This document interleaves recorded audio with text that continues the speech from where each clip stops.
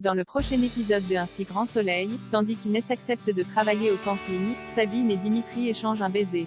Pendant ce temps, l'étau se resserre autour de Jade. Attention, les paragraphes qui suivent contiennent des spoilers sur l'épisode d'Un si grand soleil diffusé demain soir sur France 2. Si vous ne voulez rien savoir, ne lisez pas ce qui suit. Vendredi 8 juillet dans Un si grand soleil. Inès accepte de travailler au camping. Inès annonce à sa mère qu'elle a trouvé un poste de serveuse dans un bistrot tenu par 2 femmes. Comme elle ne pourra prendre ses fonctions que dans un mois, Mo lui conseille d'accepter la proposition de son père et de travailler au camping en attendant. Inès promet alors d'y réfléchir. Non loin de là, Gary apprend à Henrik qu'Inès a accepté de travailler au camping. S'il est emballé à l'idée de voir sa fille tous les jours, Gary est également convaincu qu'elle demandera un CDI dans un mois. En parallèle, Inès débarque au camping et se présente à Blamont comme étant la nouvelle hôtesse de l'établissement.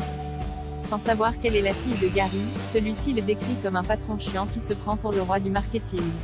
En réalisant peu après la boulette qu'il vient de faire, Blamont peine à cacher sa gêne. Par la suite, Gary fait visiter le camping à sa fille et lui propose de s'installer dans un bungalow.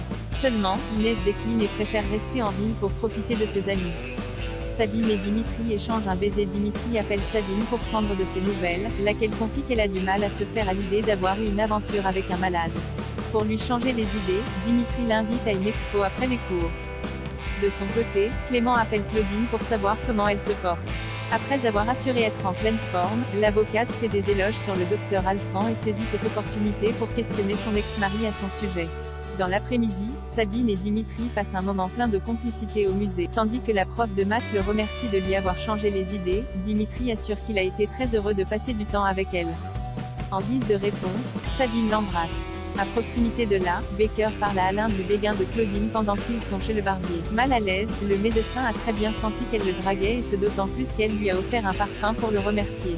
Sachant pertinemment que son ex-femme ne s'arrêtera pas là, Baker lui conseille de garder ses distances. L'étau se resserre autour de Jade. Jade et Ludo reviennent d'un petit week-end en mer lors duquel Jade a dépensé 1000 €.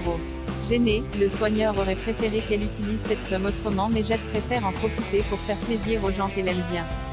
Dans le même temps, Thierry est persuadé qu'une seule et même femme se cache sous les 3 profils du site Trusty.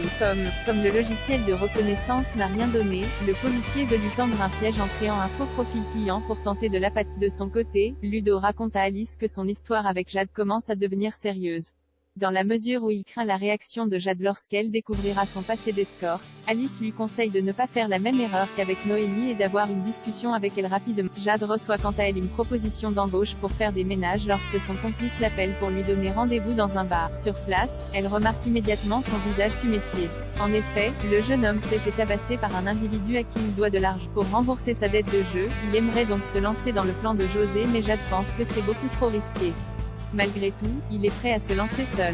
Le soir venu, Jade et Ludo passent du temps ensemble et elle lui dit combien elle se sent bien avec lui. Ludo prend alors son courage à 2 mains et avoue avoir été escorte par le passé. Une révélation qui la fait éclater de rire, surtout qu'elle ne le voit pas du tout faire cela. Non loin de là, Thierry informe Manu que leur cible a mordu à l'hameçon. Le policier a rendez-vous avec elle le lendemain.